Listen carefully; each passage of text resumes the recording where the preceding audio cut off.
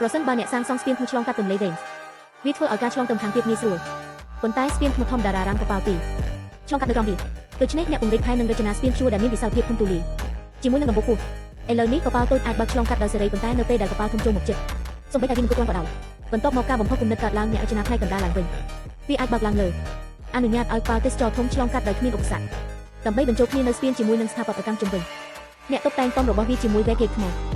ប៉ុន្តែការលើកស្ពានដ៏ធ្ងន់បែបនេះនឹងបង្កភាពតានតឹងយ៉ាងខ្លាំងប៉ុន្តែតាមពេលវេលាដូច្នេះអ្នកអនុវត្តគោលការណ៍នៃអនុភាពការដំឡើងម៉ូទ័រអេឡិចត្រូកនៅខាងក្នុងហើយដើម្បីលើកស្ពានប្រកបដោយប្រសិទ្ធភាពមិនត្រូវការធ្នូដ៏ធំឬខ្សែភាពតានតឹងប៉ុន្តែនៅពេលដែលស្ពានឡើងអ្នកថ្មជើងត្រូវបានកាត់ផ្តាច់ពីការឆ្លងកាត់